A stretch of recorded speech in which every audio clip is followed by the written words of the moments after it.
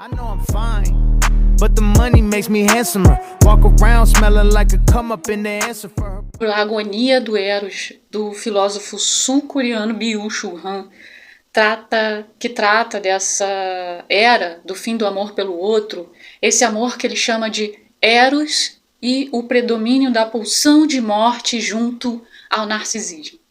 Pulsão de morte, resumindo para um entendimento simplificado, é a pressa de viver por medo de morrer. E por medo de morrer, vive-se intensamente correndo para os braços da morte. É um paradoxo existencial dito por Freud, que parte da sua vida sofreu em resultado da guerra e a sua origem judaica. Então ele entendeu que existe um devir narcísico no ser humano que pode desencadear o grau mais inconsequente, que é a repulsa e destruição do outro, quando o desejo de viver para si mesmo cega para a necessidade de preservação. Aprofundando um pouquinho, mas nem tanto, porque senão obrigatoriamente eu vou ter que usar termos acadêmicos, Freud ele chama essa pulsão de morte de Thanatos, da mitologia grega, que seria a personificação da morte. E lendo sobre Thanatos, tem um ponto interessante, que é sobre o personagem de Sísifo.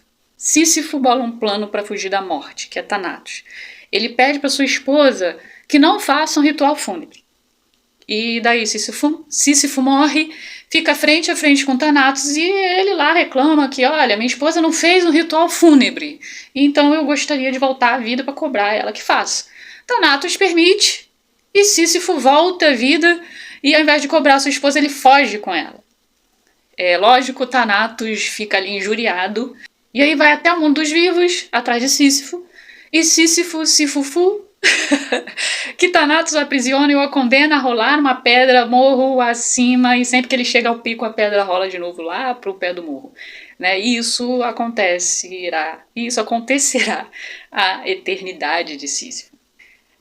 Faz-nos entender que a pulsão de morte ela condena o sujeito a ciclos desgastantes.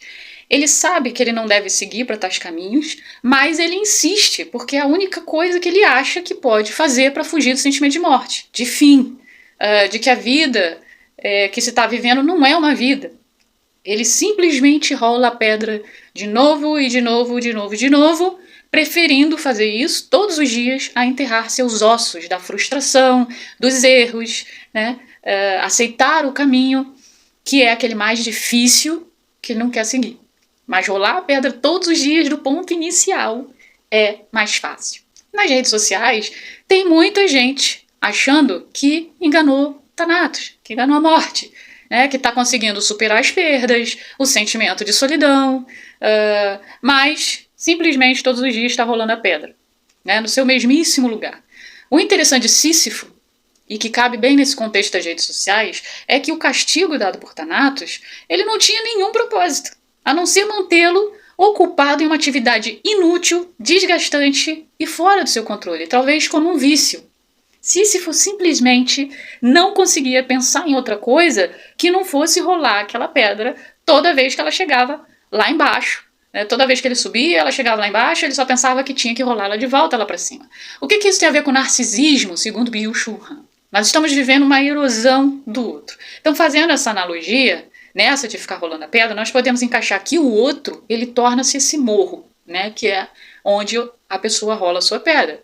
O outro ele tem que ser esse chão para alcançar o objetivo, né, que é ilusório. Mas narcisismo é o mito do narciso, né, que se apaixona pelo próprio reflexo e por ser apaixonado por si mesmo, ele quer ver seu reflexo em tudo e em todos. A colocação de Han é interessante porque ele traz esse narcísico que antes apaixonado por si mesmo, agora ele está perturbado pela sua própria imagem. O narcisista de Han, ele está no momento final da história do Narciso, que é quando ele se afoga na imagem de si mesmo. Han chama isso de um inferno do igual, uma narcisificação da sociedade. Vamos para os exemplos, né? O narcisista, baseado no primeiro momento do mito, ele precisa reafirmar a ideia que ele tem de si mesmo. Então isso significa o quê? Encontrar alguém que ele possa fazer uso para a sua finalidade. Então ele busca nas redes sociais alguém que parece enquadrar nos seus interesses. E depois de um tempo de conversa e persistência, ele consegue fisgar uma vítima. A partir daí, ele faz aquela explosão de romantismo, de concordâncias, para garantir que a pessoa seja muito bem enganada de que ele é uma pessoa recíproca, né?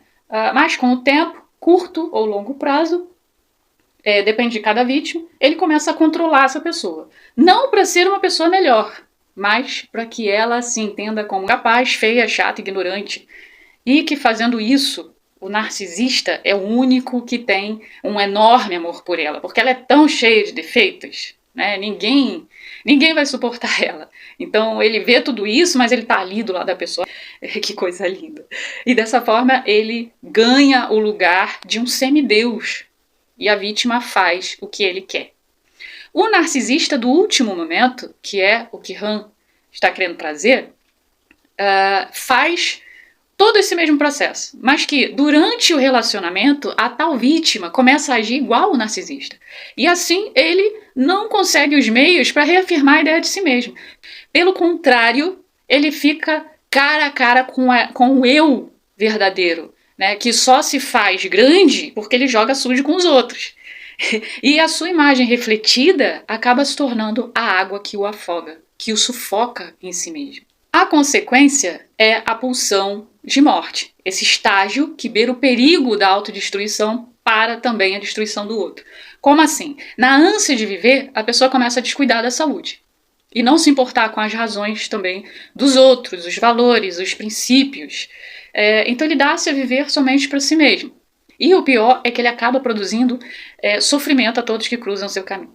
E engana-se, né, que aquele que tá... Tem muita gente que tá assim, não, mas fulano é narcisista, ele tá na academia, ele se cuida, ele cuida da saúde dele. Mas tem muita gente que, mulher ou homem, né, tanto faz, tem muita gente na academia que quer ficar gostoso. Então não é uma questão de saúde, é uma questão, sim, de virar um atrativo para as suas vítimas. Essa morte, né, como já dito, ela não necessariamente é física, mas sim a sensação de fim.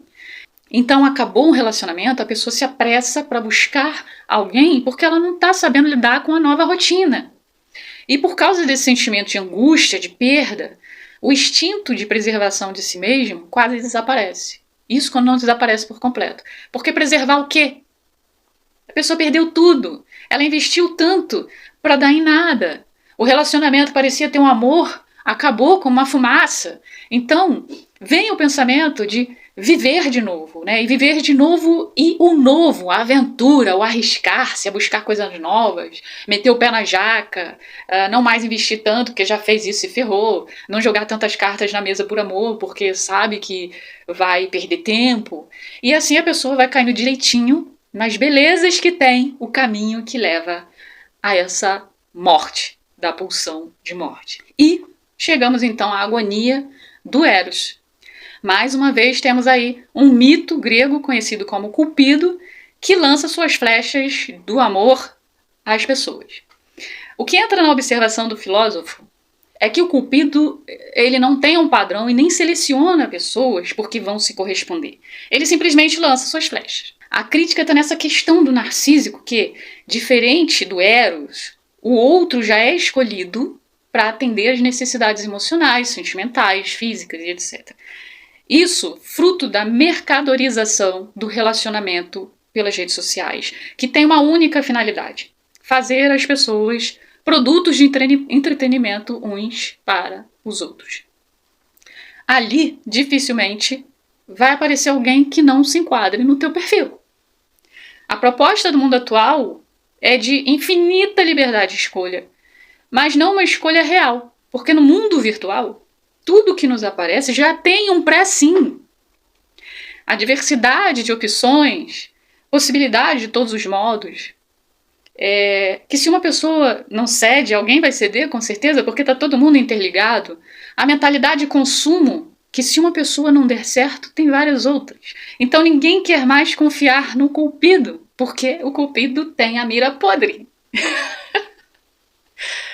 Do Eros também agoniza o erotismo. Segundo Han, O que temos hoje é apenas pornografia, tanto nas redes sociais como na vida real. Então não é mais sobre erotismo, que é a manifestação da combinação amor e desejo, mas sim atores e um teatro promíscuo. Para ele, se não existe mais a escolha real, não existe também a possibilidade de amor real, e menos ainda um erotismo. Apenas uma encenação sexual que atende cada um a si mesmo.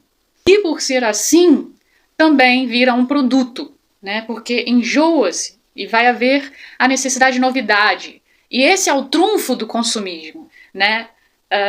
As pessoas vão procurar o quê? Os produtos eróticos, né? Como um deboche dessa perda da capacidade humana de sentir prazer, de estar simplesmente com o outro. O Eros, ele traz esse amor junto com o erótico, né, que é o prazer de querer compreender o outro, é respeitar ao distinto e a sua história de vida, que hoje ninguém quer mais contar o que sofreu um dia para alguém. Porque as pessoas, elas estão no grau tão absurdo de fingir que está interessado na história triste do outro, para na primeira discussão dizer assim: eu não sou psicólogo para lidar com seus traumas, vá procurar uma terapia que eu não sou obrigada a te aturar, né? Essas são as pessoas que estão seguras de si, né? Na verdade, cheias de si, narcisistas, se dizem equilibradas, né? São as que postam mais sobre eu faço meu melhor todo dia, não tem nada demais se acender a luz do amiguinho que não vai apagar a sua. Não existe o eros e nem mesmo o erotismo nessas pessoas. Apenas a pornografia e o consumismo do outro. O eros, por fim, é o instinto de preservação, como disse Freud, onde distância, repulsa, a falta de interesse em compreender porque o outro está insatisfeito com algumas coisas, que eu preciso me cuidar porque alguém precisa de mim com saúde. Isso é eros e o seu erotismo, desejo pelo outro, que é um estranho. A atualidade, ela está assim, condenada por Thanatos a rolar a sua pedra. Pessoas buscando os seus iguais, até se afogarem em si mesmos. Então, amor como consumo deixa de ser amor. Erotismo como consumo é apenas pornografia e nem mesmo pode ser chamado de sexo.